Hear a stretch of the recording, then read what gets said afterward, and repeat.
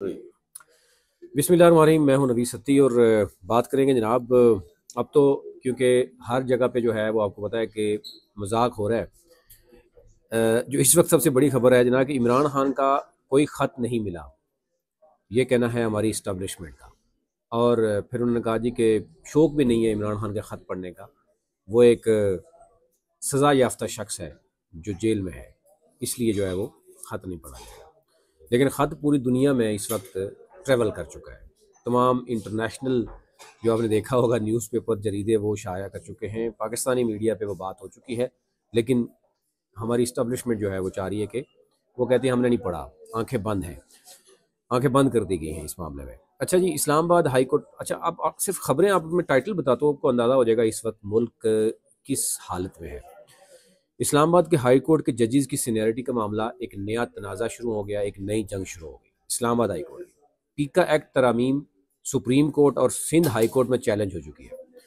वज़ीर आज़म ने utility stores के बगैर रमज़ान पैकेज देने का मामला है, और उसमें कहा गया है कि यूटिलिटी स्टोर कॉरपोरेशन का जो मौक़िफ़ आया है, क्योंकि हम करप्शन नहीं करने देंगे तो इसलिए उन्होंने किसी और को दिया। आप अंदाज़ा कर सकते हैं कि मुल्क में हो क्या रहा है।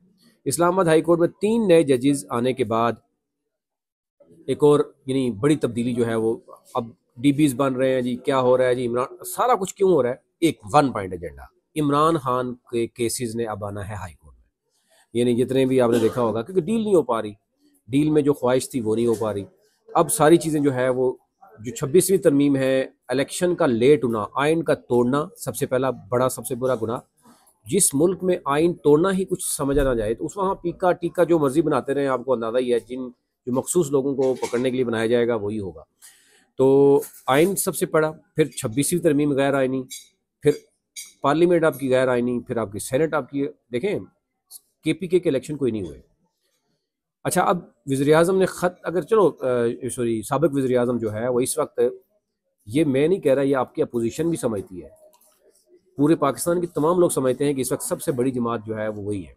उसका लीडर है, सज़ा याफ्ता ही है, लेकिन वो एक ख़त लिख रहा है और उस ख़त में तमाम उसने कटा चटा खोल दिया है जब से ये उसको अंदर किया हुआ है। और फिर वो इंटरनेशनल लेवल पे भी आपको पता है कि गुफ्तगू उस पर होती है। अच्छा जी, फिर सबसे बड़ी खबर ये है कि वफाकी वज़रा की तनख्वाहों में बड़ा इजाफा जो है वो कर दिया गया। आपको पता ही है कि अब तनख्वाह जो है वो तकरीबन 5,19,20,000 पहुँच चुकी है।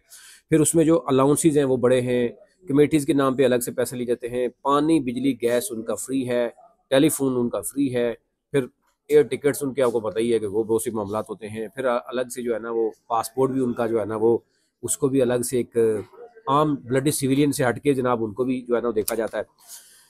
उसके साथ साथ एक और चीज़ जो आज बड़ी ख़तरनाक हुई, वही हुई है कि कश्मीर कोहाला पुल में जो 5 फरवरी को हर साल आपको पता है कि वहाँ पर एक इंसानी जंजीर बनाकर यकजहती कश्मीर बनाया जाता है। वहाँ पे आज पुल, यानी कोहाला पुल बंद था और वहाँ पे एहतजाज हो रहा था।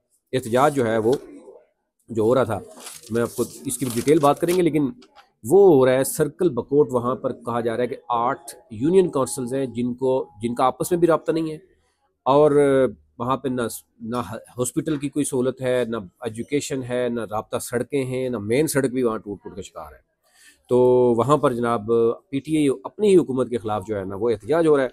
वहाँ पर मेन करता धरता जो कहा जा रहा है कि वो नज़ीर अब्बासी हैं, पहले सरदार मेहताब और उनके साहबजादे, और सरदार फरीद भी वहाँ पर, मतलब कोई एमपीए रहा है, कोई एक फेडरल मिनिस्टर भी रहा है, एमपीए भी रहा है, गवर्नर भी रहा है, वज़ीर आला भी रहा है, लेकिन मामला ख़त्म नहीं है। अभी नज़ीर अब्बासी 2 दफ़ा वहाँ पर इलेक्शन जो है वो लेकर लड़े हैं, लेकिन आज 2 तरह की बातें हो रही हैं। यहाँ पर एक हो रही है कि केपीके में ये जो एरिया है बिल्कुल नेगलेक्टेड है, यहाँ पे इनको लोगों को एबटाबाद जाने के लिए बहुत टाइम लगता है, मरी में ये लोग आते हैं या मुजफ्फराबाद में जाते हैं इलाज कराने के लिए।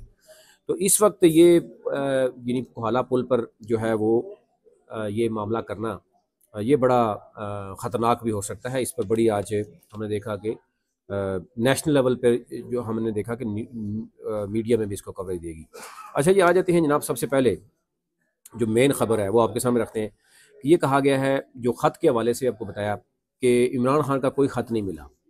वैसे इमरान खान का ख़त के तमाम तर चीज़ें जो है ना वो सोशल मीडिया पे चल रही हैं। तो अब इस तरह की खबरें देख कर फिर हमें अब समझ नहीं आ रही कि हम इस पर क्या तबसरा और क्या तजिया दें कि ये खुद साख्ता तौर पर ये कहा जा रहा है या जवाब नहीं देना चाह रहा, बस ठीक है, बात ख़त्म हो गई। अच्छा जी, इस्लामाबाद हाई कोर्ट की जजेस आपको पता है कि सीनियरिटी के मामले पर तनाज़ा बन गया। लाहौर से आने वाले, यानी सिंध से आने वाले, बलूचिस्तान से आने वाले, अब जजेस जो हैं वो कैसे इस्लामाबाद में बैठेंगे, सीनियर कौन होगा, जूनियर कौन होगा, ये मामला पहले सुप्रीम कोर्ट में 26वीं तरमीम के बाद ये मामला चल पड़ा था कि आइनी जज कौन सा है, गैर आइनी जज कौन सा है। अभी तक 26वीं तरमीम का मामला हल नहीं हुआ। जितने भी अभी तक फैसले हुए हैं वो कंट्रोवर्शियल हुए हैं। इलेक्शन को यानी मुकर्रर वक्त में आइन तोड़कर करवाने का मकसद ये कि था कि ताकि एक मखसूस, दो मखसूस पार्टियों को इक़्तिदार में लाया जाए। 26वीं तरमीम करने का मकसद भी ये था कि मखसूस जो है वो लॉबी को बैठाया जाए।